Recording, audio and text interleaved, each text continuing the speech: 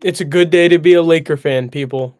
We're back live on TikTok, live on YouTube at Ish NBA. It's a great day to be a Laker fan. The Lakers beat the Nuggets 120 to 108. It was really a 30-point game a majority of the time with Jokic out, with Jamal Murray out, LeBron out, Rui out. This looked different than any other Lakers Nuggets game we've seen over the past 3 years, obviously. But what hadn't changed from the last time Luka Doncic played the Denver Nuggets is he was on one. Luka Doncic wants to beat Denver. He has a hatred or a love for for his opponents. He was talking shit with Peyton Watson. Fantastic stuff you love to see. Um, Peyton Watson played well, but the Lakers just kind of let him shoot. Christian Brown, they played good defense all around. Aaron Gordon is pretty much the only one that did well for Denver, 26 and 11. His shot looks really good, shooting 40 to 45% from three this season. So when Jokic and Jamal ultimately play them, it's going to be interesting to see the Lakers in that kind of not box and one, but manish zone where they have Luka on the left elbow, Austin on the ball or Vando on the ball, Goodwin on the ball, Austin and Luka in the passing lanes, LeBron down low with Hayes and Rui. Depending on if Vando's in or not. Obviously, DFS is such a disruptor defensively. Ever since the Lakers got him, they've just looked so much better defensively. He's a great team defender. He hit 4 threes tonight. I think tonight was about the role players as well, because we got to see Gabe Vincent score 4 threes. For really easy um, beat your main guy if you're Austin or Luka, skip pass to the corner. Gabe even hit a 3 in the second half, or maybe it was the first half. It was from the other corner where he just got a Luka pass from at mid-range. They were too late to contest on him. He just easy pull-up 3 from, not even pull-up. It's a corner. He's a corner guy, he is absolutely wonderful. I love what Gabe Vincent has provided since like the first 20 games of this season. Obviously, he started really weak, um, but that's okay because he was injured. A knee injury is, any sort of leg injury is going to affect your shot. His defense has pretty much been rock solid this whole season. The Lakers are third in defensive rating over the last roughly 15 games, and they were 17th in offensive rating going into this game over that time, which tells you um, with Luka, Austin, LeBron being the most dynamic offensive trio in the league, they've decided to step up their defense. My favorite thing that I ever heard from Unwritten Rules, also known as Raj Chapalu, who is now covering Lakers games and has been covering them on Twitter for a very long time. He basically said he takes his brain with him on the other side of the court, and I couldn't agree with that more. Because you have a guy that's slow-footed, but he's 6'8". He's really intelligent. He reads the passing lanes, and he has help, a lot of help. Jordan Goodwin with 4 steals tonight. Jared Vanderbilt with 3 steals tonight. Obviously, they're running with no Jamal Murray, so Russell Westbrook, they kind of know what he's going to do. The Lakers have played him many times. They played with him for 1.5 dreadful years, and they know his game, so it was an easy scout on Russ. Let him just go a little crazy. He played physical though, and he didn't want them to lose by a lot. So he showed effort, and that was what you always dealt with Russ. Is you fall into the trap of, oh, Russ is playing really hard, so maybe we have a chance of coming back in this game. But in reality, you're just wasting a lot of energy, which is why they sat Aaron Gordon as long as they did in the fourth. Michael Porter Jr., every time he handled the ball, they took advantage of that. Austin Reaves took his cookies from him on the right wing. Completely just easy, like to the rim layup after that. You love to see the defense on whoever was out there tonight. Both teams were missing 2 integral players each. Obviously, the Nuggets were missing their 2-man game, so that's really huge, but they just beat the Warriors without them. So you have to be happy that you go 2-2 with Denver. You're roughly, I think, 1 or half a game back now of Denver. You would prefer to get home court advantage if you're the Los Angeles Lakers. That's pretty much what you're striving for at this time. You really need to take advantage of whatever tiebreakers you can get. Them getting wins while LeBron is out is massive because it gives him time to rest that groin. It gives him time to come back. Rui seems like he's coming back within the next couple games. We could see LeBron coming back on the next road trip. Same with Rui. And then you're back to the team that was 12-2 over 14 games. And the only two losses they had were mental slip-ups against the Hornets and Jazz. You're beating all teams above 500. You've proven that you can pretty much beat any team. The Boston game was tough because they got close, and that's when LeBron got hurt. Roughly right before that, maybe 4 minutes before that, he got hurt. And then there was no chance of seeing what you could really do in the clutch. Obviously, Luka's going to have to deal with a guy like Jaylen Brown, but that's not till the NBA Finals. You have a lot of West to go through, which is what they have to do now. They have a couple games against Houston to end the season, couple games against OKC to end the season. Memphis, you really need to split at bare minimum, split all of those games so you can be in a fantastic position to ultimately see these guys in the playoffs, because this is where they will shine. I still cannot believe that Luka Doncic is a Laker. He comes up today and says, okay, Denver's in town. I'm going to do what I did in Denver last time, but I don't have LeBron to pass the ball ahead to, so I'm just going to score every single time I have it. 21 points in the first quarter. Someone said ball don't lie when he missed the first free throw to get to 21 and then ultimately hit the next one for 21. Could have had 22. But he says, I have 20 already, and you're talking about ball don't lie. Like, he smiles with aggression, with happiness for destroying his opponents. It's ridiculous that the Los Angeles Lakers have Luka Doncic. I can't say that enough. They pretty much have beat every single 500 team they faced except for Boston with Luka, and they did beat Boston with AD. So you're just hoping at this point for health. Rui come back in 2 games. I think tomorrow against Milwaukee is going to be a tough one. Second night of a back-to-back. One of Austin or Luka, I would not be upset with one of them resting. I think it is Austin's turn, but I think he strives to play 82. But he did miss a couple already with the calf injury, so he'll be at 80 if he does play tomorrow and then plays the rest of the season. But the Lakers have pretty much solidified themselves with 3 superstar playmakers at this point. Austin Reaves has given you superstar production with LeBron James out. He pretty much averages 28, 8, and 7, almost 29 because it's 28.6. Today it dropped a little bit, scoring 22. But you have a 3-headed monster on offense that I don't think I've ever seen before. When you look back at Dwayne Wade, LeBron James, Chris Bosh, it's different. You look back at Kyrie, Kevin Love, LeBron James, is different. It's not 3 guys that can do the same thing, but also offer you different things. Like, it's not 3 guards. And Bron can play pretty much 1 through 5 for his whole career, which makes this team so insane with the fact that he can play the 5. And I think the Lakers feel comfortable with LeBron guarding Jokic and having Jackson be a roamer. The same way I think they should have had AD be a roamer when Jackson was and put Jackson on Jokic last year. You guys can look at my tweets. I was clamoring for that.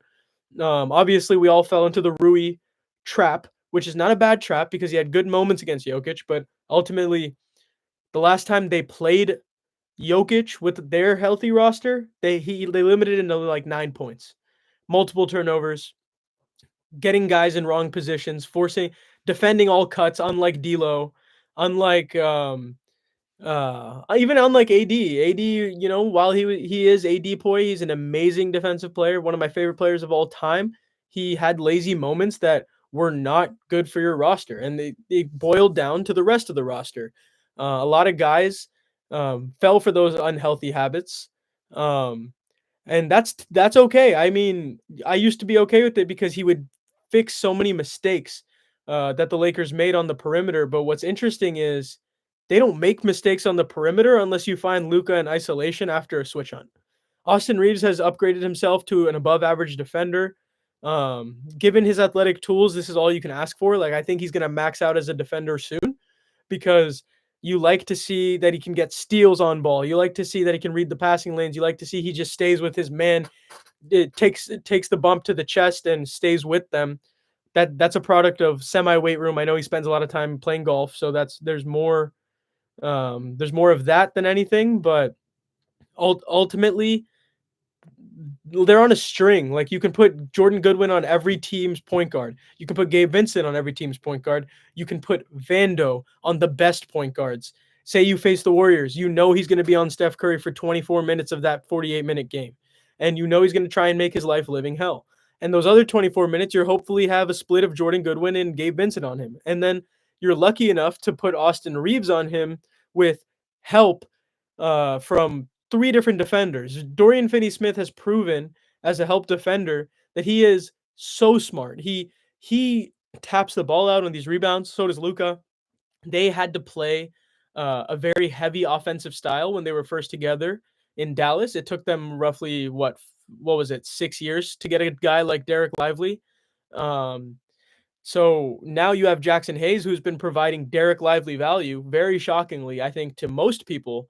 I think anyone that had an understanding of what Jackson Hayes could be when he first signed here, and when he first got drafted by New Orleans, and when he was a prospect at Texas, wonderful football player. You always knew JaVale McGee is like the thought process. Like, if you can be JaVale McGee, that's all. Like, that's all you need. Then we're talking about prime JaVale McGee, not Shackton, Lakers and Warriors JaVale McGee, where you give me 10 points, 10 rebounds, block shots, alter shots. You're on everything. You're in the way. You're making life difficult for drivers. And then the most above average thing that he does now is reads what happens when he gets the ball in the middle. Luka will find him somehow after getting blitz on these overhead passes down the middle to Jackson Hayes. He'll read if he should go for the dunk or hit the corner guy. And a lot of the times, the corner guy has been, at least with Rui and LeBron out, it has been Reaves, Vincent, Knecht, all great three-point shooters in a catch and shoot mindset. And what's interesting is those guys actually shoot better off the dribble, but you get a perfect pass from Jackson Hayes in the corner. Majority of the time, it's going in. Dorian Finney-Smith had 4 threes tonight, and a lot of them were off Luka passes. And you know those two are always going to have chemistry. So you pretty much have 4 guys that can shoot threes in the corner, and Rui can too when he's healthy. And LeBron hits a lot of wing threes, mainly top of the key threes. Luka can hit pull up off the bounce threes. Austin Reaves has his own ISO bag that he gets to.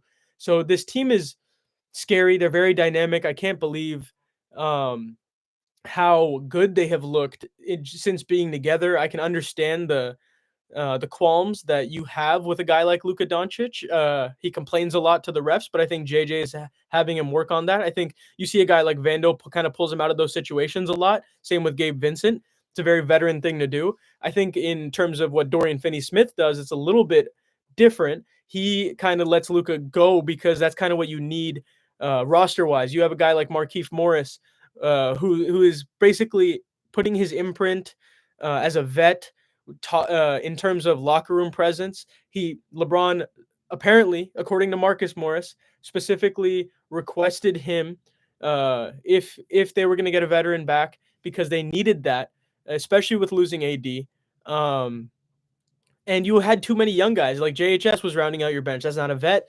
And ultimately, you found a way to get a superstar out of JHS, Max Christie, and AD, who was a superstar himself, but you get a top 5 superstar in the NBA who is going to be that for the next 10 to 15 years.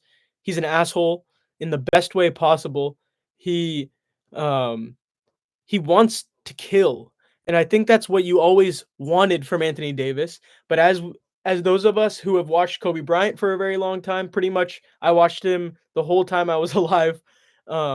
You see shades of that because he's so angry that things aren't going his way.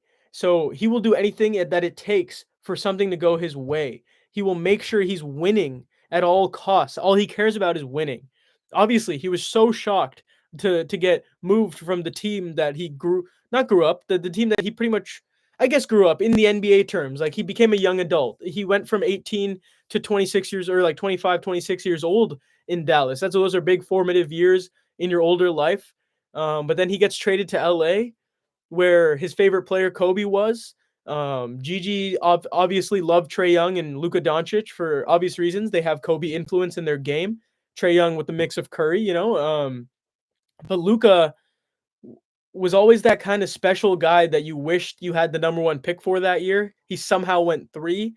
Trae Young went 5, which is absolutely ridiculous. Or it's vice versa. Correct me if I'm wrong, guys.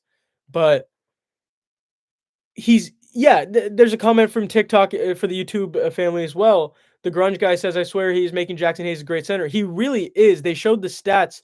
Um, he's pretty much up from 5.8 to like 9 points a game with more rebounds. And I'm sure that assist number, if we can get a stat on his passes to the corner, it's better than what you saw from Anthony Davis, because Anthony Davis was looking to score a majority of the time. And majority of the time you hear Anthony Davis go at the rim, floater. If he makes it, he makes it. If he doesn't, it's back rim. Tough offensive rebound. And if it's off to the side, he probably gets the O board, gets fouled.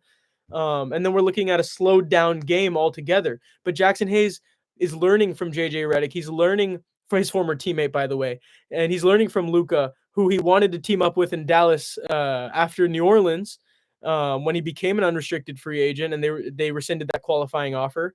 But ultimately, these guys are teaching him a lot, and Austin and Jackson have a lot of chemistry that you see out there too. Austin isn't quite the lob passer that Luka is. Luka is probably the best lob passer I've ever seen since I've been alive. Obviously, we didn't get to see Magic Johnson. He was probably the best lob passer we've ever seen. But obviously, I didn't see him. So my brother probably did. But anyone who grew up in the 80s, they will always say it's Magic. That's why they call Luka Magic. He does things that Magic Johnson does. And that's why LeBron always netted Magic plus MJ plus whatever he is comparisons, because he has that passing ability too. So it's absolutely ridiculous the type of passing that they have. It's ridiculous that Austin Reaves is your third best passer, because I think the Lakers were really happy with him being their second best passer after LeBron. But they also didn't want LeBron, to just run exclusive point guard anymore, because at 40 years old, it's different than what it was at 35 years old in 2020, because he was averaging 10, 11 assists a game, or 9 to 10. And he was pretty much the number one point guard in the league that season. But when Solomon Hill dives into your ankles, you have to become a 3-4-5. And at times LeBron can still be a 1-2. And he'll, in the clutch, he will be a 1-2. But he prefers to be a receiver. Jackson Hayes was a receiver in high school. LeBron was a receiver in high school. Austin Reaves is just a pure hooper that says, "Oh, you're going to double off me?" We saw what just happened in the Spurs game. Every time they doubled off him, it was a bucket. 30 points like it's nothing. Like today, his 22 was a little bit harder, for sure, because Denver kind of knows how to guard him. I like their defenders a lot, and Christian Brown, Peyton Watson, Aaron Gordon, those three all together, that's a really tough match. And when Austin had 37 and 12 in Denver, he probably should have had 44, but there were 3 to 4 possessions where Jamal Murray straight up guarded him and did not let him get by him. And Austin, while he can hit insane jumpers over people, like the shot he had in the first quarter today over Russ, and I think it was help side from either MPJ or Aaron Gordon. It was ridiculous. It's like, my God, you can do that. You were like, you chose to go undrafted to come to us. Why did you love us so much? Like, thank you. And honestly, that comes from this Laker brand that goes star hunting. They don't just make the small move. Dorian Finney-Smith was a calculated decision. It was around the time the conversation started with Nico Harrison, and Rob thought ahead here, and it's looked to be very valuable. I think the Rob's one mistake this season is honestly signing Alex Len. I think there are probably tweets that I have or posts on X, whatever you want to call it, where I was saying don't sign a guy outright. Turn Koloko or Jemison into your main backup center right now, because they're just better than what the market has to offer. They're younger. Koloko was the 32nd pick a few years ago. If it wasn't for the blood clots, he'd still be a Toronto Raptor, frankly. So he obviously bobbles the ball. He makes bad decisions now sometimes, but he also had a good hook shot today, and he'll alter shots against slightly inferior centers. He's longer than most centers out there. Alex Len has been what Alex Len has been for his whole career. There's a reason he was a disappointment when he got picked top 5 by Phoenix. He is a guy that the Lakers will look to waive, most likely. I think him and Cam Reddish ultimately get waived last day of the season before the Portland game. For Jordan Goodwin, who you need to just stick in this damn rotation, sign him next year to the minimum. He better be on your team as long as you can freaking have him. As long as you have Luka Doncic and Austin Reaves as your backcourt, I want Jordan Goodwin and Gabe Vincent as my other guards because they guard, they care, they. Jordan Goodwin's wingspan needs to be measured. Like 4 steals, he's just creating so much havoc in the middle of the paint today. It was beautiful to watch. Him and Vando just play defense together. It's like what Cam and Vando were like last year, but Goodwin has just slightly higher basketball IQ than Cam Reddish because Goodwin has never had to. Goodwin was never the guy offensively in his early life the same way Cam Reddish was. Cam Reddish was a top 3 player in high school. He was supposed to be a top 3 player in college. He's supposed to be a top 5 player in his draft. So Cam Reddish doesn't necessarily have the motor that Jordan Goodwin has because also Jordan Goodwin's trying to make it out of the mud right now. He's on a 2-way. They're going to use every single one of his 2-way eligible games going in to the end of this season. Then they will sign him for the prorated minimum so they can stay under that second apron. I don't think you should really be upset if you hit the apron because you just need to try and maximize winning this season because in the offseason you have so much flexibility. It's actually scary. So you sign one of Jemison or Koloko. I would like to hear who you guys think the Lakers should sign. If it's Jemison or Koloko, why or why not? Jemison had a stronger run as the backup this season so far, but Koloko did have a good run early in the year when the Lakers had Anthony Davis and Max Christie still. You saw good moments out of him when Jackson Hayes wasn't playing well, and Koloko provided length and blocked shots, rebounded a little bit, give you 4 to 8 points, whatever. But Jemison is really strong, and he's kind of a dick, and that's exactly what you need. The Lakers have lacked those Jordan Goodwin, Jemison kind of players, Dorian Finney-Smith kind of players. It was really just been Vando and what Cam Reddish tried to be and was for a few months last year, and it was an amazing few months. It was a high with Cam Reddish last year, but mentality-wise, Goodwin, DFS, Vando, Jemison, they want to cut your throat off. And with Luka Doncic at the helm, everyone wants to cut your throat off because this is the tone set now. JJ Redick cares. That's something you did not see with Darvin Ham last year. Maybe he cared behind the scenes, but when the moment shone brightest, it was ugly. Frankly, it was hands in pockets. While it's a joke, was literal. In the biggest moments, he wasn't calling the timeout. In the biggest moments, his adjustments weren't good enough. He had a couple good ATOs here and there, but what JJ Redick gives you is spectacular. He knows what a shooter like Dalton Knecht should get with that insane high arcing jumper and high release point off the catch from Austin or Luka. Goodwin set him up a few times today. You see Gabe Vincent and Dalton Knecht just get the most beautiful shots when the bench unit comes in and when Dorian is playing with Luka and Austin, and the corner is just so open. The wings are so open because they have to blitz Luka after a 21-point barrage. You have to. You don't want this guy to drop 73 on you. You don't want to be that team where he does it again, but he did it last year against Atlanta. They didn't blitz him once, and he just said, oh, you're just going to let me score 70, I guess. So it's pick your poison with this roster. It's an insane roster. I just can't believe this roster. I still think there's so much room for growth. I'm glad the Mark Williams trade didn't go through. I was hoping the Lakers would have traded Kleba and a first for Rob Williams, or a protected first for Rob Williams, because I think Knecht's value with Luka, he's basically at this stage in versus Klay's career and his career, he's a more athletic Klay for what the Lakers need and what Dallas asks out of Klay right now. Like, just stand in the corner and shoot threes. Not right now. Obviously, everyone's injured, so now he's trying to score and dribble, and we know what happens when Klay tries to dribble. That's why Philly beat Dallas a few days ago, because he tried to dribble and then they got a steal from behind, and Quentin Grimes closed that game out. I still can't believe the Quentin Grimes, Caleb Martin deal. But Dalton Knecht is 6'7", long arms, can shoot over pretty much anybody and from deep. It's what Klay did in his prime. Obviously, he's not the movement shooter that Klay is. No one is besides Steph Curry. But Dalton Knecht has signs of future 20-point a game guy if you didn't have a Luka. If maybe if you still do, he could be a 16, 18-point guy when LeBron retires.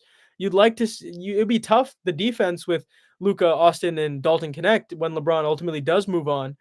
Um, but the offense there is lethal, and the Lakers will have cap and an ability to. So obviously, it's crazy to say pre-Luka trade, but Giannis, he talked about being in a big player market, or like I think the pipe dream is Jokic. I don't think I have no idea why Jokic would want to come to LA besides being friends with Luka. I just think Denver is better for him. You already won a championship there. You should stay there. Same with Giannis, but ultimately Luka's going to need another LeBron type when LeBron retires in 7 years. So maybe they'll retire around the same time, who knows? But that's just the future. We don't need to go too deep in the rabbit hole, but pretty much all I'm trying to say is if the Lakers can just play JJ Redick's ball, play their ball, Luka does exactly what he does, they're in a chance to win not only next year but this year.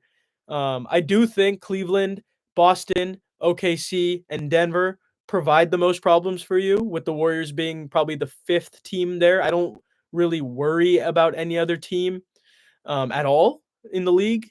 I would don't care who they face in any round. I would not. All I would just think about is stamina at that point. I don't necessarily want to go through a 7-game series with OKC, 7-game series with the Warriors, 7-game series with Denver, whatever it may be. You don't want to have 3 7-game series. You'd like to have a 5, 6, and 7. Ideally 4, 4, 4, 4, 4.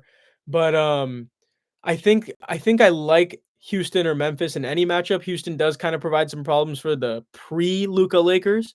They beat the Lakers when Max Christie made that terrible pass on the inbound, the same way the Lakers Shake Milton made that terrible pass in the inbound in Denver a week ago. You just need the right guys to have the ball at the right time, and I have faith in this team because why wouldn't you? You pretty much have the most clutch player in the NBA. You have one of the most clutch players of all time, and I know that's a sore subject with LeBron James. And Austin Reaves has proven to be very clutch. He's proven to be a guy that makes the right decision at any moment. I think my only pet peeve with Austin is in the clutch he misses 1 or 2 mid ranges after having 37. I'd like for the Lakers to play this defense all throughout the playoffs, but they have to understand.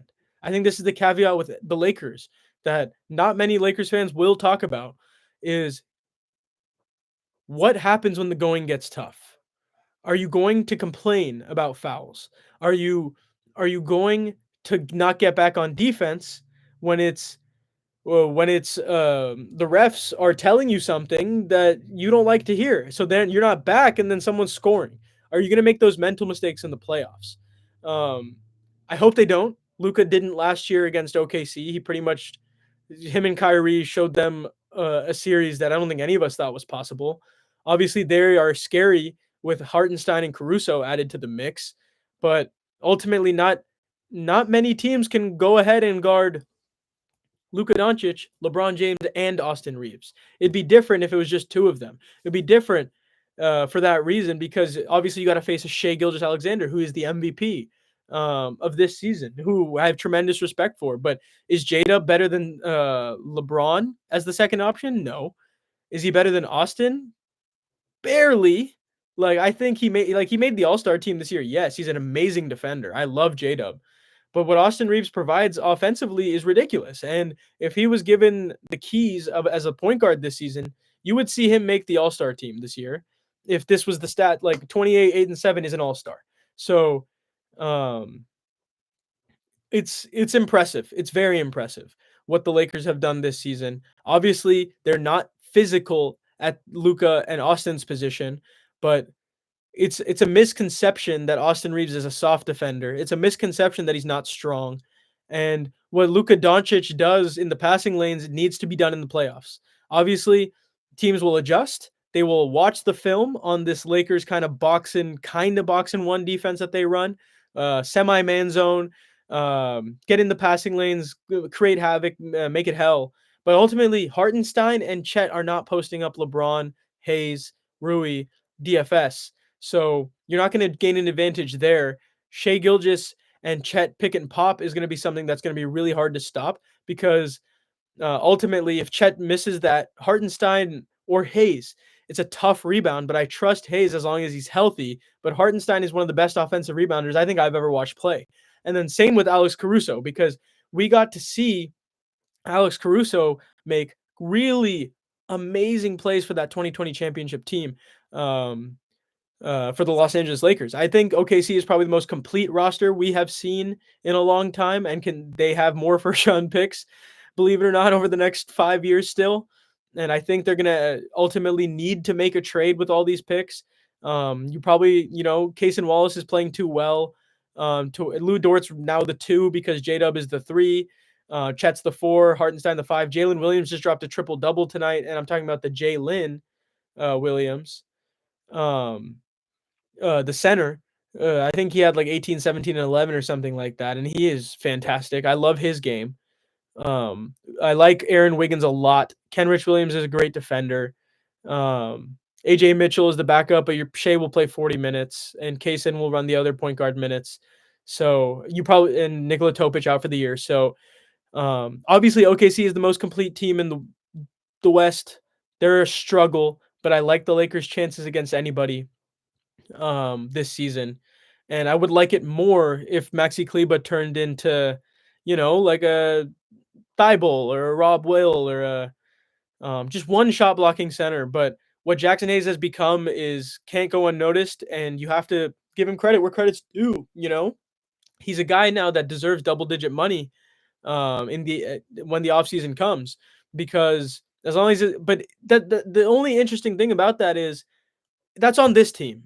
I don't think it's the same thing if it's, back, whatever it is, like New York or Brooklyn or whatever, Wizards, teams with cap space for those two, Brooklyn and Wizards, the Utah, like the value isn't the same because you don't have Luka, LeBron, Austin getting him the rock in the middle once the wings are like completely just everyone. You're playing 4-on-3. That's what they always talk about after every single game. Playing 4-on-3 isn't fair. Ultimately, when you have such good decision makers, and that's what I love about this team so much. Because they make the right decision, they make the right play. They're playing fundamental basketball. I felt before the trade they were playing unethical basketball for a long time. It was very reliant on athleticism, very reliant on trying to collapse on mistakes, or like, yes, you need to create mistakes for the other team, but having offensive skill and having something that separates you from the other teams, which is intense superstar offensive skill from these 3 primary ball handlers, these 3 demons, along with really good role players. The Lakers prove to be a very complete team right now. Um, in the most funny, surprising way I think we ever thought. I think a lot of people thought that Mark Williams was really important. I did. I thought the Lakers would become a championship favorite with Mark Williams, pre-physical, pre-everything. But then Jackson Hayes said, you know what? I'm going to play like Derek Lively because Luka Doncic is getting me the ball exactly where I want it. And that is so helpful. And I think, people forget Rui Hachimura averages 18 a game and he's out. LeBron averages, 25, 8, and 7. And they're out, and you're getting insane production from Luka and Austin. Dorian and Gabe will still get these same shots with those guys back. You get 4 threes each from Dorian and Gabe with everyone healthy. You're pretty much winning every single game you possibly can face. So it's great to see that. I'm really happy with this team. Obviously, it's not perfect. It's never going to be perfect in the NBA, but they have played pretty perfectly when LeBron and Rui are also healthy with this team against the best teams. So now it's just about focusing on getting one night of rest. You face Milwaukee again. They've compounded on the scheduling from last week, where it was Milwaukee and Denver away. Now it's Denver and Milwaukee home. They are probably going to be at full strength tomorrow. And without Rui and LeBron, I don't love the chances guarding Giannis. And I don't exactly know if we see Luka tomorrow. I don't know if we see Vando. Maybe we do. He likes to play, especially guard Giannis. But I don't know if we see DFS. I don't know if we see Gabe again, because I don't know how necessary it is to beat Milwaukee. I think you can beat them with today's roster if they're healthy enough. Luka got a whole quarter off today, so That could be good for him. Vando kind of needs to hit a couple threes tomorrow because he's going to be on Giannis for a long time. And DFS, all I want to see is Alex Len not guarding Giannis Antetokounmpo, because that was PTSD, and I don't think anyone wants to see that ever again. But Jackson Hayes is going to provide a big change there, and Draymond Green just held Giannis to 0 of 6 while he was on him last night. So Giannis is going to come with something to prove against technically inferior defenders, but a better defensive team via the ratings in the Lakers. So it's going to be really interesting to watch who the Lakers decide to play tomorrow. Obviously, we'll be live for that. But if they don't, no, it's not the end of the world, because you get Chicago, who you should beat outright, no matter who you have, as long as you have one of the big three. Now, because Austin has made it a big three. I don't think it's a big three in the way of contracts, because Austin Reaves is on the best contract in the world, $13 million, giving you this kind of value. Pretty much 28-8-7 with LeBron out, pretty much 25-4 on the season overall, which is unbelievable and amazing. And he's pretty much been a better guy since they traded D'Lo, and he was already emerging last season as a guy that was better than D'Lo, but then he went through a rough stretch, so D'Lo kind of brought that back. Now you're seeing the Lakers' laziness is gone, besides Luka Doncic. Their fight is there, and it's going to be good to see, but a lot of people in the chat right now are talking about OKC, and I get that. I completely get that. But as Shannon Sharp said, SGA, PGA, on the way, Lakers in 5. That's how I feel about it. Obviously, I think if you face OKC, that's 6-7, but Shannon Sharp is the GOAT for everything right now. Yeah, and then you got to look ahead. You face, I want to say, Orlando after the Bulls. That will be a tough game. They switch really well. They're big. They're missing Suggs, though, so Luka can get off in that game. But Austin Reaves, like with KCP on him, that will be tough. Hopefully LeBron can get back for one of those games. You face Chicago again later. There's a back-to-back again after that Orlando game with Chicago and one other team.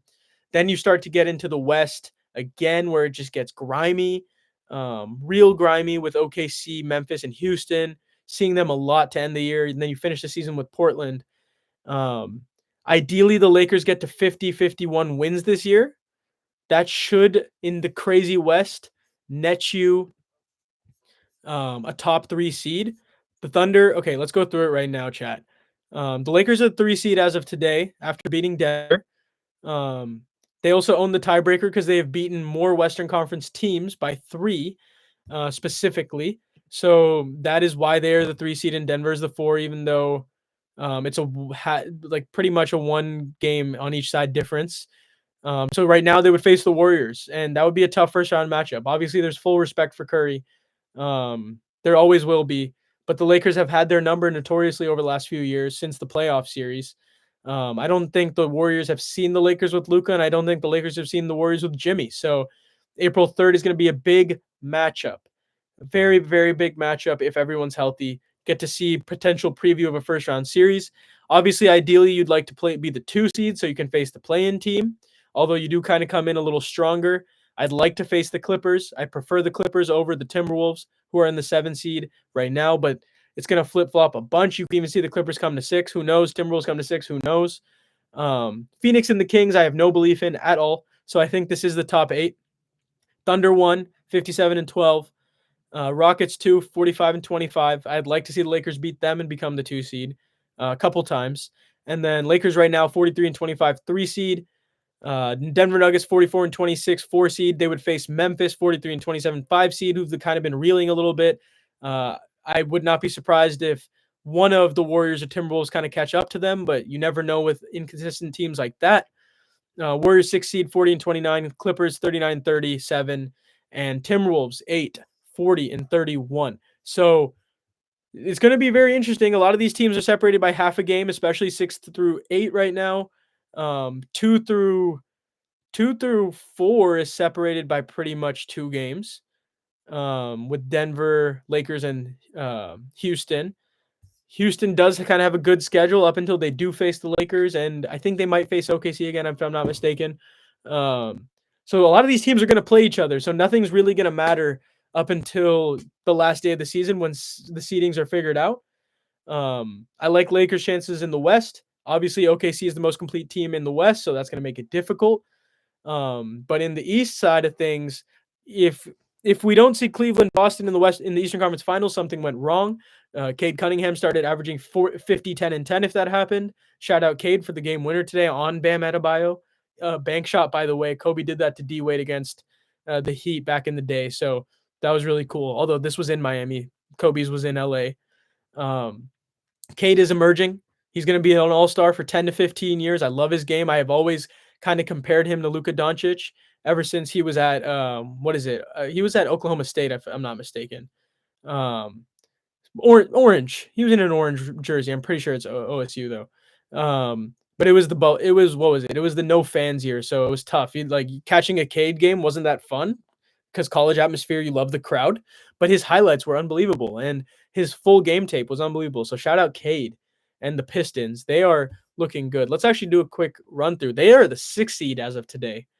I think the Heat and Bulls, count them out. The Heat want their pick. They want the Warriors pick. They want to rebuild. If I'm them, I'd try and trade for Kevin Durant. Finally, he should have just gone there the first time. I don't know why the heck he chose Phoenix over the Heat at the time when he had the opportunity. Mikal Bridges and Cam Johnson and DeAndre Ayton are shaking all of their respective heads. Although Mikal Bridges is very happy in New York now. But the East is the one, Cavs. I don't think the Celtics give an absolute hoot about not being number one. I think they're going to run through anyone they face up until Cleveland. They're ridiculous. We saw what they did to the Lakers. But the Lakers were really close in that game up until the end. But with LeBron straining his groin, obviously they could not win that game.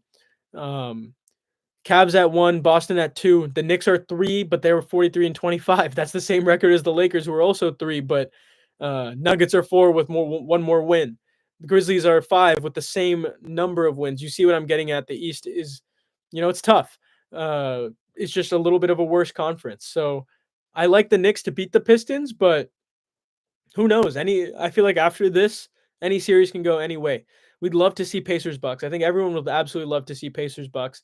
The true diehard basketball fans would, because you are seeing a rivalry that is present in the East. The teams don't like each other. Halliburton, I believe, is from Wisconsin. And there's a lot of hate there and there's a lot of beef, but in the best way possible. It makes basketball more entertaining. It's actually really interesting to see that the 8 seeds are pretty much figured out now. Unless Chicago goes on or Miami go on some insane runs to end the season, but they shouldn't. They shouldn't. They have their picks. They should not. I'd like Cavs Magic first round would be so fun. It's crazy to see the Hawks in the 7th seed with a negative record, and the Magic are 6 games back 500, and they're in the 8th seed. So it's a tough contrast when the Kings are 35 and 33 in the 9th seed, and if the Spurs were healthy, I think they would have been the 9th seed right now with Fox and Wemby. So the Suns just happen to be the 10 seed, 33 and 37. They need their pick. Talk about a team that needs their pick. But yeah, that is the playoff race. Obviously, tomorrow it's a big day of games. Today was a big day of games. We had the Rockets upgrade themselves with Sengun going for 22, 12, and 4 against a Magic team that had Palo go for 31, 6, and 5, but they won by 8. The Pacers got a big win over the Mavericks today, moving the Mavericks to the 11 seed, which I think they would love. They should keep their pick. The AD, don't come back. I don't know what the heck you're doing. Do not come back. Makes no sense. You should genuinely sit this season out while Kyrie is out, while everyone on the roster is out. Get the best pick possible. You're not going to get Cooper Flagg, but if you can get a wing like Egor Demon, I love Egor Demon. If you somehow get to pick 8, he might be there. I know Utah wants him if they don't get Cooper Flagg though, so that's probably won't happen. But there are a lot of guys who I like in this draft. I like Carter Bryant. I've always liked Carter Bryant since high school. The Mavericks are often projected to get Colin Murray Boyles. I don't love that because he just gives me Williams vibe. But I digress. Pistons won on the game winner, obviously with Cade Cunningham at the buzzer, 25, 12, and 11, triple-double. Bam, 39 and 8. Bam, get out of Miami, bro. Although you are the staple of the Heat, feel free to come over here for Maxi Kleba and 2 firsts in the offseason, but I wouldn't that's probably one of the few players I would love, like, if you have to give up a Rui, like, you have to. But again, I digress for the second time. Sandro Mamu we're gonna try this one, chat. Sandro Mamukelashvili. He played well against the Lakers the other day. I think he actually could have been more aggressive. They beat the Knicks by 15 today. Jalen Brunson-less Knicks, 34-9-3, and Cat had 32-9-2. So he pretty much outperformed Cat head to head, which is ridiculous. I love what Stephon Castle does in the clutch, by the way. Even against the Lakers, it was really impressive. His fight. I still think his jumper is really broken right now, and he's going through a bad stretch. He needs to work on that. I think he's a much better shooter than what he's shown over this last stretch. But they will be really fun to watch next year, and they will draft someone awesome. Maybe 2 people, 3 people that are awesome. And obviously, OKC takes care of Philly. That's easy. And Philly needed to lose that because OKC has their pick. Top 5 protected, top 6 protected. Quentin Grimes, another 28-point game, 28, 5, and 2. We already talked about Jalen Williams going for 19, 17, and 11. OKC is lethal. They are insane. I cannot wait for that Lakers OKC game coming up soon. I think we face them twice in April, so that's going to be really fun. And shout out the New Orleans Pelicans for beating the Minnesota Timberwolves today. Zion Williamson has been phenomenal ever since he lost weight. Shout out Zion because we're on the same diet, obviously.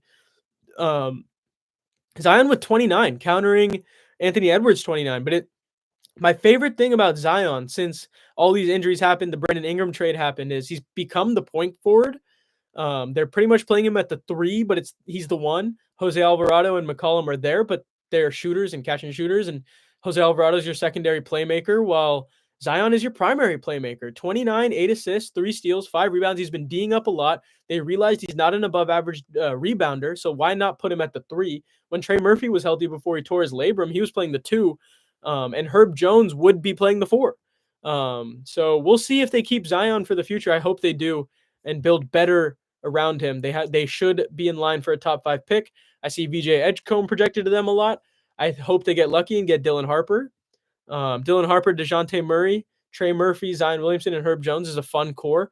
I could also see them getting Kadeem Maluach from Duke, who we all, if you guys are watching any college basketball, you know he's just phenomenal value. He will end up becoming a center that defends, rebounds, scores at the rim 3 to 7 times a game. And he kind of has a fluid jumper motion. A lot of guys do, though, so we'll see if that translates. But what I loved about the Pelicans game today is they held Anthony Edwards to 5'19", and he's proving how human he is. He's not MJ, right? Like, he never was going to be, but he has a lot to grow. He was 4 of 10 from 3, but the rest of that, and 15 to 17 from the line. But ultimately, that rest of his game needs to get upgraded. That needs to be in the playoffs.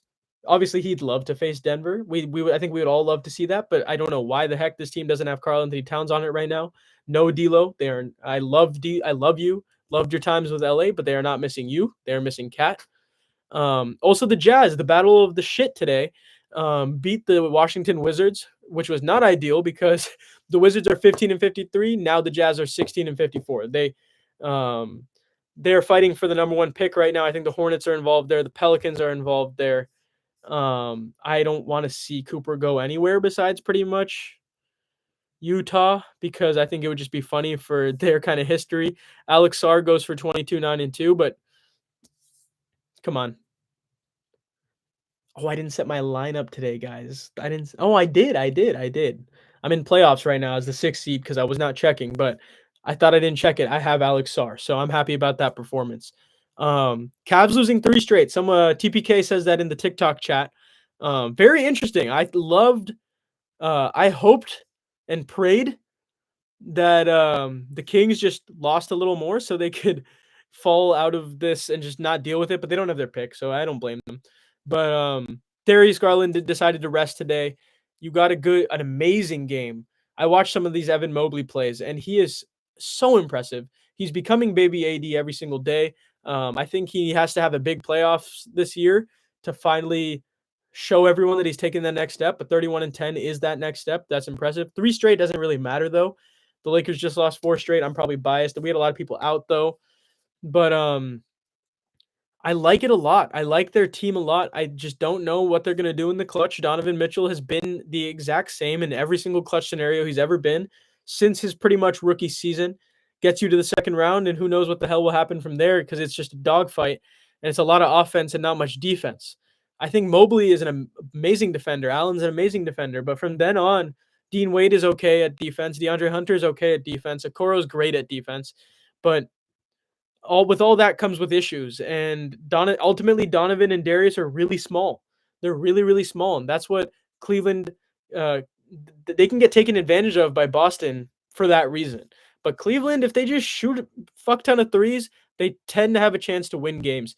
And ultimately, nothing matters for them except for that Boston matchup. I think also, and Orlando if they face them in the first round, because Orlando kind of has their number, especially last game. That was a very entertaining game a few days ago where Orlando beat them. Anthony Black hit 2 corner threes. Shout out Anthony Black. I love players like Anthony Black, 6'7" point guard that pretty much just plays the game the right way, makes the right decision. I think he needs to upgrade his finishing package.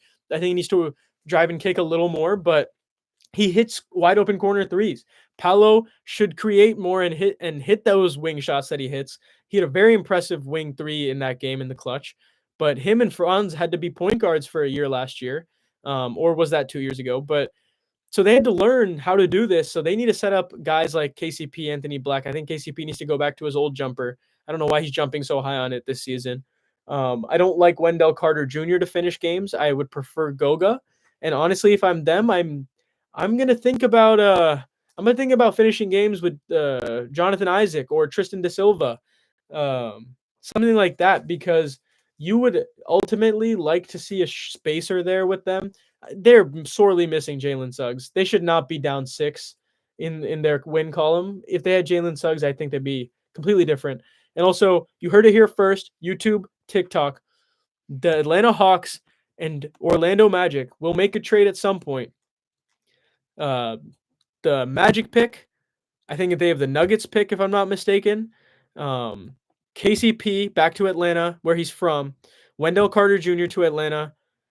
And one of Gary Harris or Cole Anthony to Atlanta. I would prefer for it to be Gary Harris. And then a future first, probably the 2027 first round pick. I think you'd like to make it top 3 protected, but Atlanta would say, hey, that needs to be unprotected. This is our franchise player you're talking about. But it makes a lot of sense. Trae Young and Jalen Suggs are good friends. That's a good fit on paper.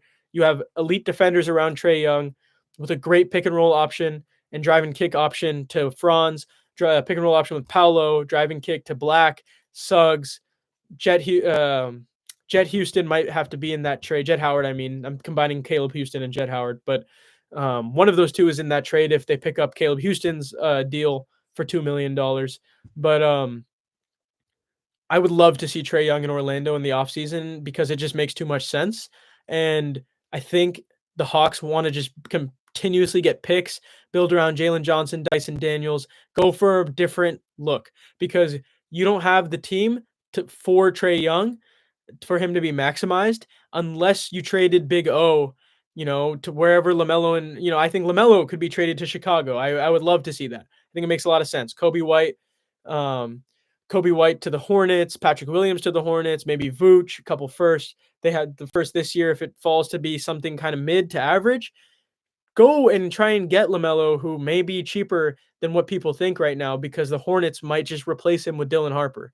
Or the point guard whose name Kalpura, so I cannot pronounce his last name. I think it's Jankionis from Illinois, who I love.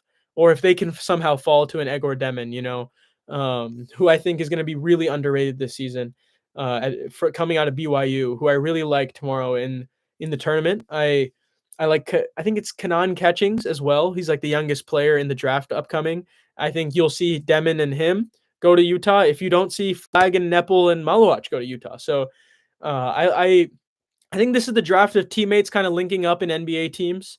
I have so much draft content I cannot wait to push out for you guys because I've just been researching this draft endlessly like a maniac. On any off hours I have, this draft is extremely fascinating. There's too many good players to count. I think there's franchise changers in the middle, and I think there's some tough, overrated guys in the middle as well, and that can get sticky. Obviously, the draft is a long way out. I think the lottery is going to be a lot. I don't think people want to see Cooper Flag in DC. I don't think they want to see him in Charlotte. I think Utah wants to see him in Utah really badly. But I think selfishly, a lot of people would like to see Cooper Flag in a big market. So they want to see him stay at Duke, which would be hilarious and suck for everyone that's tanked this season.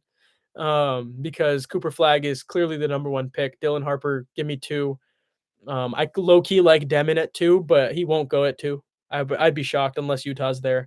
Harper, Bailey, Demon. That's my personal top 4. A lot of people have Trey Johnson and VJ Edgecombe over Demon, which I'm fine with. VJ Edgecombe has future star potential, but he's like such an ideal defensive all around shooting guard point guard combo who can also play the 3. Um, and then on it gets fun. You know, you got Maluach, you got Nolan Traore, who I think is getting extremely underrated in mock drafts right now, who's amazing player in France, who slowed down a little bit, but he's shown things that a lot of NBA players currently cannot do. And he's 6'6", and he's a point guard. So I like him a lot, and he's in my personal top 8, but a lot of people are going to have him in like top 14, top 16. He might fall. I know San Antonio would love for him to fall to their pick. French. Noah Asenge, what's his name? We talked about Carter Bryant. We talked about Colin Murray Boyles. JT Toppin is getting a lot of buzz recently. I think Wolf from Michigan, the white dude, is getting a lot of buzz too because he just plays such a smooth brand of basketball. Kalkbrenner is going to be like 24 and entering the draft. You know, there's a lot of different types of players you can get this year, and it's really fascinating. There's a lot of shooting guards in this draft, like Dink Pate, Ian Jackson in the like 20s, 30s, 40s. Mikey Williams, a very famous guy, will be in the 50s, 60s. There's two interesting point guards, LeBron Philippe, Sergio Delorier, I think is his name. They're really interesting point guards in the latter end of the draft. Boogie Fland from Arkansas is fun, really, really fun. DJ Wagner will be in this draft, I believe, boyfriend of Juju Watkins. He has a decent game, but his three-point ball isn't very consistent, so look for that guy to be a two-way contract kind of a player. But Illinois is providing a lot of good NBA players this year. BYU, Duke. UAB has Lundberg, I believe, who is upgrading his potential into a level that is shocking and really fun. I think he averaged like 25 and like 8 and 5 over a stretch recently, and that has been great to watch. I think he's a sleeper for a lot of people now who's just going to get upgraded ultimately. He might give you like a Chris Duarte rise in a draft or a Jerome Robinson rise in a draft where you don't expect it. There are a lot of guys. I can go on and on, but that we'll have a show for that. Mikey should stay. I like that. He should stay in school for sure. He's proven things that I don't think anyone thought he would, because I thought his growth was stunted. Honestly, he was famous too early, but he's a good basketball player, and he should be in the G League next year or on a two-way. I think there's a couple of Ivisiches this year. I don't think UCLA Adebayo Gomez is going to declare. I would have loved to see him be a Lakers two-way guy next year. We'll see if he declares. There are too many guys like Thomas from USC is like a really end of the draft guy who is interesting. There's like a Jovan Sanon. There's like a what am I talking about? Hunter Salas. He's a good shooter. I like him. He's a good shooting guard. I believe, where is he? Connecticut. There are a lot of fun players this year. I think what the NBA is proving is you can have instant impact role players in your draft. Dalton Knecht, 17th pick in the rotation. Plain and simple. Austin Reaves undrafted because he decided to go undrafted. Pistons would have taken him at 46 or whatever it was. But impact player, now potential all-star player next season. It is crazy, Matt, that DJ Wagner was the number one guy in high school. It gives me Trayvon Duval vibes. It gives me Jalen Hands vibes. It's tough. It's very tough. But it just happens to these guards that can't shoot threes in college. Ultimately, if you can't shoot threes in college, you're not going to make it to the next level, and that's tough for you. And you have to work on that facet of your game. Can't rest on your laurels. Cam Reddish, Shabazz Muhammad. It's years and years and years of this. Also, I just want to. This is random, but I want to give a shout out on a similar topic to Justin Edwards, who used to be the number one guy in high school like 2 years ago. Fell to undrafted or second round, if I'm not mistaken. But now has been starting with all these guys out in Philly and playing really good basketball, and he is proving that he is a good basketball player. He is proving that he is a rotation player in the NBA for a long time. Ricky Council, same thing, out of Arkansas, who played with Anthony Black, by the way. So we're gonna have a very, very, very good draft. Houston did clinch the playoffs today, huh? Good draft, but obviously we have a whole playoffs. We have 3 weeks of NBA to go.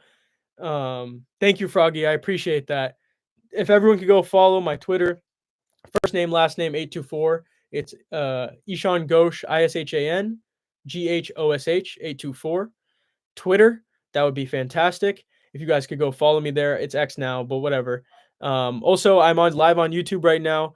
At underscore ish underscore NBA, same as we're on TikTok right now, same as IG. I post reels every day, or every Laker day.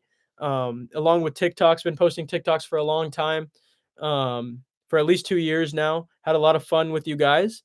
We have a lot of fun content. We'll be live tomorrow after Milwaukee. We can talk after the injury report comes out as well. Because the Lakers, I don't know if they want to play everyone. I don't know what the strategy is here. You kind of do need to still win and prioritize your seeding. But with 3 weeks to go, is that the right decision? Because you will fall to 4 if you lose tomorrow. Actually, no, you'll tie Denver and you have the tiebreaker. So you'll stay at 3. So that's fine. So they may rest people, actually. But Denver does have Portland in a couple days. So that's an easy win, most likely. Shout out Shaedon Sharpe, who's played fucking phenomenal basketball this year. And Toumani Camara as well. I love Toumani Camara. I do think he hacks a lot, but so do a lot of the best defenders. The Warriors face the Raptors tomorrow. That should be a win. So you can see them getting upgraded. In the standings, Knicks, Hornets, inconsequential. Nets, Pacers, inconsequential. Bulls, Kings, that's funny. They made the trade, the Levine trade. The Kobe White comes to town along with Giddey. Bucks, Lakers, and that kind of rounds out our Thursday. Thank God that game is not on TNT. Lakers and TNT just don't get along, unfortunately, even though I used to love that network. I don't know why. It is what it is. But then on Friday, it's a lot of bad teams playing each other again. But every game matters. It's pretty much bad teams playing good teams all of Friday night, except for Memphis Clippers.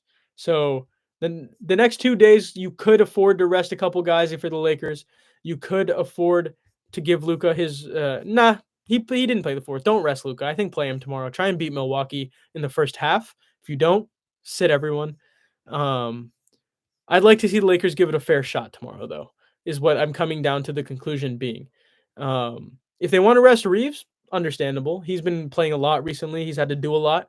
Knecht should upgrade his production no matter what. Obviously, we won't see LeBron tomorrow against Giannis. Maybe we see Rui, but I am not expecting that. I'd more expect Rui to be back for Orlando or Chicago. Chicago being the first game you see, then Orlando. I think that, Chicago game's on Saturday, and that's a home game, so that allows them time. A lot. The rumors are that LeBron's going to return on the road in Orlando, on Monday, the 24th of March, and then the Lakers have that back-to-back against Indiana, in Indiana, at the Fieldhouse, where it gets difficult. It's always been difficult, but I have faith because the Indiana Pacers can't defend all 3 guys. And then that second Chicago game, I feel, is a trap game. Maybe the first Chicago. I think one of these Chicago games is a trap game for the Lakers, because they'll come out firing. If Lonzo's playing, he's going to come out firing. Kobe White, Giddey, Vooch. I think the Lakers always have a good plan for him, but he's kind of a different center than what they've been facing. They might have to put a power forward on Vooch and then put Jackson Hayes on a dunker, maybe Matas Buzelis, but he'll keep you honest at the 3-point line. So it's going to make it difficult. The Bulls like to play a little bit of 5 out, except for when Patrick Williams is out there, because he is I'm not going to insult Patrick Williams. I'm not in the NBA, but I don't love his shot form, and I don't love the way he shoots the basketball, and I don't love the confidence he plays with. So I would like him to shoot, but I would not prefer to see Montas or Vooch get open. So you're going to have to force Kobe White to make mistakes, Giddey to make mistakes, Lonzo. That's a tough task to ask for. And then to round out the month, you face Memphis, and that is a must-win game because they are 2 games back of you in the loss column right now, but they are tied in the win column. They're an important matchup. And then you face Houston to round out the month. Sorry, that was not. You get Memphis and Houston back 29th and 31st. And you're in the gauntlet now. You're in the West Gauntlet if you're the Lakers. You have to get after it. You get the Warriors right after 3 days after that integral April 3rd game. Then you get hopefully a gimme game in New Orleans against New Orleans in LA, April 4th. And you're seeing the schedule is up and down so much for the Lakers here.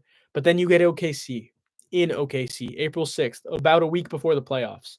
And that's going to be a big matchup. Obviously, a lot of people will want to see that one. Luka versus Shea, LeBron, Reaves, J-Dub. Then you get a Dallas matchup in Dallas. Luka back in Dallas. Hopefully AD still is resting for the Lakers' chances, and his own health reasons. But besides that, you should win that game. There should be honestly no excuses. They don't have Grimes to drop 36 on you again. Then you get Houston again, which is ridiculous. You're just constantly facing Houston. But then you finish the season with Portland, who you have to beat. So ultimately, you are 43 and 25 right now. That adds up to 68 games. You have 14 games. If you can go at worst 8-6, you'll be an okay seed. You'll be top 4 to top 5. But if you can go 10-4, your home court advantage for sure. Home court advantage for sure. So that's the goal, guys. 10-4. 10-4 is the goal for the Lakers to finish the 14 games out this season. If it's 8-6, it is what it is. No worse than that, though. They were 12-2 when everyone was healthy, so I could be tempering expectations. I could not be. It's better. It's different competition though, and this is Western Conference competition. And the Rockets have a lot of defenders. The Thunder have a lot of defenders. Grizzlies, I don't really think they can do anything about us, but Jaren Jackson is an issue at the rim. So ultimately, you have to beat who you have to beat, but you have to also beat the teams you're not necessarily expected to beat. Beating OKC would be really impressive, and that would be great for the Lakers.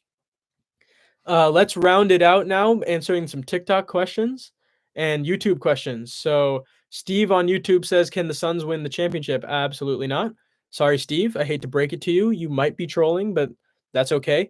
No Suns at all. They're the 10 seed. They will trade Kevin Durant this offseason, trade Bradley Beal this offseason, hopefully, if he is okay with going to a cold weather climate because there's no warm weather team that wants him. I've done too much research on that. I'm sorry, Steve. Your team should have been good. I would have preferred that you guys traded KD and kept Mikal Bridges and gave Ayton instead, but Brooklyn was not down for that, and for good reason, because Mikal Bridges nets you 5 first-round picks and Bojan Bogdanovic. So, and then in the TikTok comments, TPK said, this was a while ago, sorry, TPK, do you think the Celtics have a shot at the number 1 seed? I think it's a 6-game difference right now. I don't think I don't think your best interest, if you're Boston, is to become the number 1 seed. I don't think it matters for them because they should go to the finals. They are the best team in the East, if not the best team in the NBA. And yeah, no. They don't need to do it. They're down 6 games and they're firmly in the 2 seed. Atlanta is a better, Atlanta. Actually, it's funny. Atlanta would probably like to see the Celtics more, and the Magic would probably like to see the Cavs more. But both teams should win that matchup. They should win that matchup, and if they don't, it's a disappointment. It's a failure of a season. And then winner of that faces the Knicks for Celtics Hawks. If the Knicks Pistons winner, and should win that. I mean, the Knicks can't match up well enough. I love their team, but I think they failed by losing DiVincenzo. Obviously, you have to do what you have to do for Cat, but DiVincenzo is more valuable than what McBride could ever be. And that's not McBride's fault. It's a contract thing. It's an asset thing. If you have to get Cat, you have to get Cat. But Mitchell Robinson's also like, he's solid, but he's not going to give you much when the Celtics will try and play him off the floor. And then Pacers Bucks, yeah, they're interesting, but why the heck should the Cavs lose to either of those teams? They're too complete. The Cavs starting five is far too complete to do that. So we should see Cleveland, Boston in the Eastern Conference Finals. Nate says the failure was Beal. I totally agree. You had Chris Paul. Chris Paul? Like, you don't want a point guard that can set up Booker and KD. Instead, you wanted one more ISO player. That was totally the fix. Am I right or am I right? That's ridiculous. I think everyone in the NBA world, anyone that had any sort of semblance of ever like touching a basketball before was confused about that big three, because yes, you lost Mikal Bridges and Cam Johnson. I think that was the first issue. I think doing that and understanding those were the keys to beating the Lakers. Those guys beat the Lakers just as much as Devin Booker did, especially Bridges hitting those debilitating three-pointers from the corner and hitting you with his celebration. But hey, no disrespect taken, bro. I appreciate that, Uncle Dusty. I'm not a Celtic fan, obviously, by everything I'm wearing, and but Missoula, that's a good comp. I appreciate that. But the Suns mortgage their future for Kevin Durant, who has regressed as an athlete, which is tough. And then he's not getting set up properly. And ultimately, he should have just stayed in Golden State, man. But I'm glad he didn't. But the Suns' future, they have the Cavs first-round pick this year. I think it's the worst of the Cavs or Timberwolves or something. They don't have their pick, which is pretty tragic. That will end up being like anywhere from 13 to 17, I want to say, or 12 to 14 in a draft where I love that range of the draft. I actually prefer the top 8, but obviously everyone does. But man, that's a fun player that they could have put with Devin Booker and KD. But you gave all your swaps to the Wizards. You gave all your picks to the Brooklyn Nets, and now the Rockets have all your picks, so they're holding you hostage. The Rockets own the Suns' future. And if you don't want to give Kevin Durant to Houston for all your picks back, and Houston was not going to give all their picks back now, they won't give this year's pick 29, 27, whatever it may be. Yeah, I agree, Matt. He's on the grill for sure. KD is not what he once was, and he can only be what he once was if he had accepted a deal to the Warriors or to a team maybe like the Lakers in the offseason. I prefer the Lakers to keep their depth. I prefer KD to go to Miami for Wiggins and Rozier and their first this year and then future first. I think that's kind of the ideal deal that I've thought of in my head. I think KD and Royce O'Neal for Wiggins, Rozier, 2 firsts, Haywood Highsmith. If they ask for Jaquez, you do not accept. If they ask for Jovic, you might accept. So they have to be stingy if you're Miami, but you should go for Kevin Durant. I think KD, that's the only team you should go to right now.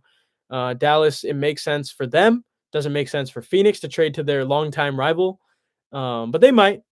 Trades are trades. Matt Ishbia is a different beast, different animal too. So they're basically, Steve from YouTube, they are holding a lot of swaps. They have a bunch of tough picks that are not. Yeah, Uncle Dusty, Jaquez's jumper is disgusting right now. I don't know what happened to it. It's not what it used to be. It's not what it looked like at the start of his NBA career. It's not what it looked like at UCLA. UCLA Rico Hines runs either. It's not his jumper. I don't understand how, like we saw Spencer Jones today, 2-way contract guy for the Nuggets, shoot the most broken jumper I think I've ever seen. And there's no way that was his jumper. No way. No shot that was his jumper in college. Yeah. Steve says his favorite teams are the Suns and Bulls, and they both suck and can either make the playoffs maybe. I don't think you, in the best interest of the Bulls, Steve, I think you want them to just not make the playoffs. You don't want that. For the Bulls, I mean. Get your pick. Get a pick, man. Just get a higher pick than what you have been getting. I would have loved to see Flag and Buzelis play together because they had so many moments in high school play together, or against each other, but that's not going to happen. I would love for them to get Illinois players like Will Riley, who's like a 6'8" guard, shooting guard. And if they didn't have Gideon, maybe could trade for LaMelo now, or I don't know why. I just have a good feeling about that. If Chicago's going to roll with Lonzo, you might as well roll with LaMelo too. Try and get Onyeka Okongwu too. Telling you guys, this offseason could be the offseason of chemistry because it makes a huge difference. It makes an absolute huge difference. The Knicks did it last year, so I really would love to see that. Obviously, that's more wishful thinking than reporting um, on when it comes to the Bull side of things, but the sort of reporting behind that is that the Hornets aren't unwilling to trade LaMelo Ball. They may not believe he's their superstar of the future because he has certain habits that, it's LaMelo. He shoots some bad shots, and only certain teams can tolerate that. And he's better. He's more suited for a big market. Chicago's like a medium to big market. It would be fun with Giddey to see him and Giddey just run, both just run the guards. Your shooting definitely decreases, but then you have guys like Lonzo. I think you trade for some shooters. Buzelis can shoot. Your team's not complete by any stretch. Io's a decent shooter, but Kobe White's your best shooter. But ultimately, because he's on the Bulls, he's looked at as above average, but he's solid. He's solid. He's not your franchise guy. And I think it's for a guy that went to UNC. Going to Charlotte makes sense. Play with the Dylan Harper, play with Brandon Miller, Tijan Saloon, Mark Williams should be traded maybe for a future first or a first this year. Maybe they want to get Maluach. Maybe they want to get Derek Queen. I would like Derek Queen with Dylan Harper together. It'd be fun to see Bailey and Harper together, but that's not going to happen. They couldn't even make the tournament this year, but that obviously with that style, they were never going to make the tournament. Yeah, Giddey definitely been balling. Suns can still be good in the playoffs. My issue with the Suns. Hey Maya, how's it going? My issue with the Suns is that if you go to the playoffs, your style of play just isn't sustainable, especially against OKC. Like they can stop pretty much everyone on that team. They have Lou Dort, who's a football player, Jalen Williams, who is lifting like a football player, but is just such a pure offensive player that he can pretty much guard your third option pretty well. Case and Wallace will probably be on Booker, Caruso maybe as well. Those are 4 above average defenders. KD with Chet on him, there's not much space there. So the shot quality is going to be bad. Their point guard quality is absolutely totally fair, Maya. Totally fair. Great to see you. But Tyus Jones can't guard anyone. Colin Gillespie can't guard anyone. There are a lot of people on that team that just can't guard. Like Mason Plumlee is on your roster. Like he's not doing anything about Isaiah Hartenstein. He's not doing anything on the boards with him. He's not doing anything about Chet. And then Nick Richards is good. He's a backup. He's good. I like Nick Richards. For $5 million, he's good. I before the Lakers made this life-changing move, they decided that I thought they were going to trade what was it? Cam Reddish and Christian Wood for Nick Richards in a second. In a second for Nick Richards. That was pretty much always what I thought was going to happen because he was so heavily rumored to be on the block. The Hornets wanted second round picks, whatever. But ultimately the Suns traded for him. He had 22 and 21 in his first game. And that was ridiculous. But he's just average, and that's what it comes down to. They need to reset, blow it all up. My guy Keith Smith, a front office show with Trevor Lane, 2 mentors, mainly Trevor, obviously, of Lakers Nation, but Keith Smith, who I envy as for knowing everything in the cap, knowing every single player, knowing every single situation that these players are going through, basically talked about breaking this all down makes a lot of sense because if you can go get your picks back, that's huge. So if the Rockets want KD, give them KD. Obviously, I think you should try and take that Heat offer. I think the Suns would prefer Booker. Who wouldn't prefer Booker at this stage in their careers? But Booker doesn't want to go. Ultimately, you need to find a partner for Beal, and he needs to accept that. You need to break him down into a couple. It's going to be bad contracts. Like, I wouldn't be surprised if you get like a Zach Collins, Kevin Huerter, Patrick Williams package or something. Like, some of your like Grant Williams, Josh Okogie, like some really down in the dumps bad like Georges Niang, a bunch of people, like down in the dumps contracts that just add up because you're giving them a pick because the Suns have now added 3 more first round picks to their team. So You might have to get off a pick to do that, but I think if I'm the Suns also, like, I wanna move up. So how do I move up? How do I try and go for Ace Bailey? How do I try and go for Flag? How do I try and get AJ DeBanza next year, you know? But you don't even have that pick. So, yeah, I don't know what Washington was thinking giving Beal a no trade clause. It's absolutely ridiculous. Makes no sense at all. Um It makes no sense at all. They overdid it. They've overpaid Otto Porter when they matched his deal that Brooklyn famously signed him to an offer sheet, just completely fucking them up the same way they did to the Heat with Tyler Johnson, Portland with Allen Crabbe. Made the Lakers believe that Mozgov was the guy. Um, but ultimately, the Suns can end up in purgatory if they keep everyone together. So it's actually better to get what they can for KD. Obviously, the Timberwolves will provide a package of Randall, DiVincenzo, 2 firsts for KD. You're going to see a lot of 2 players and one, 2 firsts for KD offers this offseason. If the Lakers don't win, I could see them offering Rui, Kleba, Knecht, couple firsts, you know, like um I don't know if Matt Ishbia is willing to help out the Lakers. I don't know what his involvement with LA is. But who knows? Maybe Rob can convince him. But I don't even think that makes the Lakers better because now your contracts aren't spread well enough. You still don't have a center besides Jackson, although that would be really entertaining with KD, LeBron, Luka, and Austin. Come on, like that's not fair. But with Dallas, like if you trade Clay, who I guess Gafford, Hardy, because they really don't want to give up PJ, but you could. Um, 2 firsts, like the Lakers first and their own, maybe, but then you're just mortgaging your future again for KD, who's like 36, 37 years old.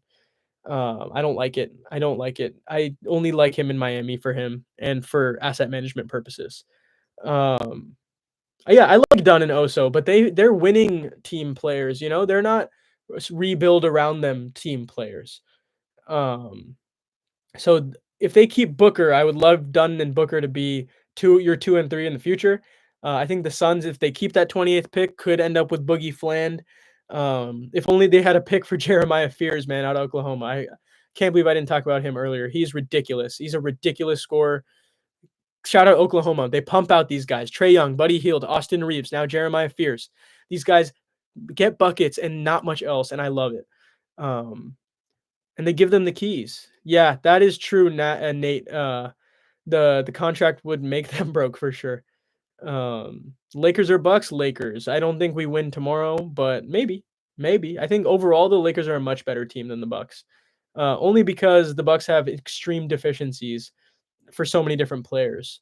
The Lakers play as a team. The Bucks don't play as a team. They play iso ball. That's why they were able to beat the Lakers when they were playing iso ball last week with only Luka and Austin playing and so many guys out.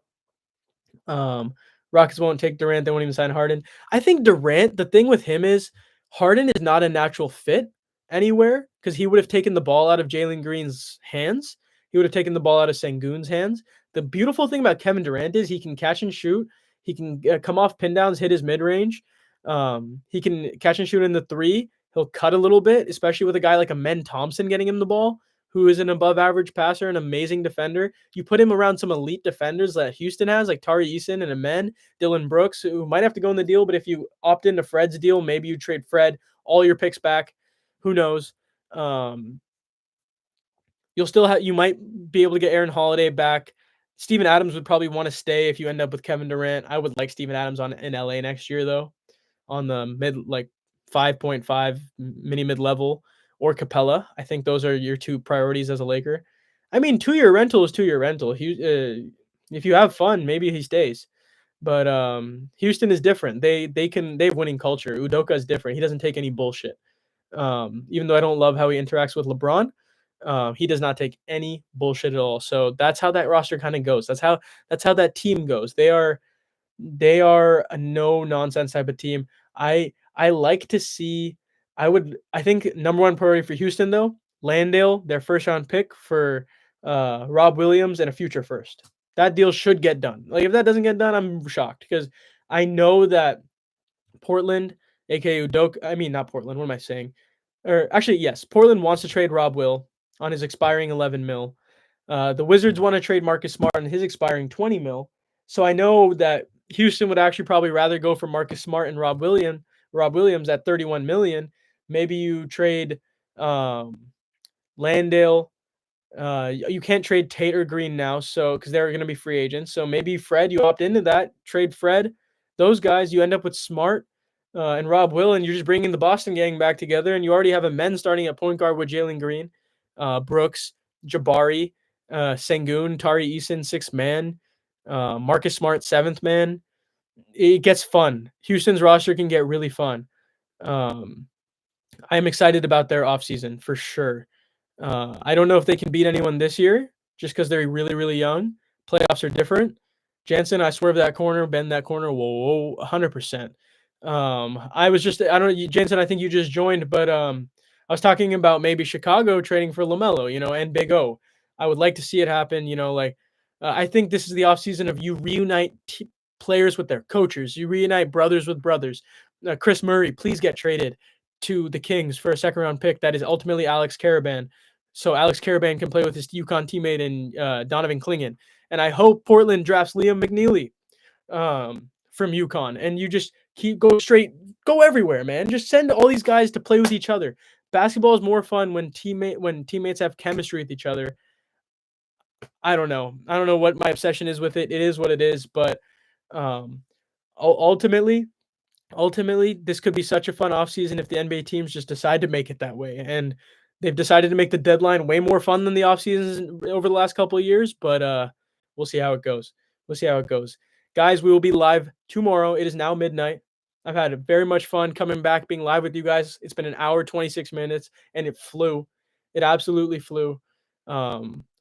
We're back. I will see you guys tomorrow for Lakers Bucks. We will see what happens. And then we'll do a live reaction. And until then, we'll keep doing live reactions to Lakers games. But hoping we can do playback as well during the games. And so we can have you guys all locked in together, all watching the games together. That's the beauty of it. If when we get on playback, ultimately, we will have abilities to make that, a second living. So for those who don't know me, I have done content for a long time. Worked for the Warriors over the last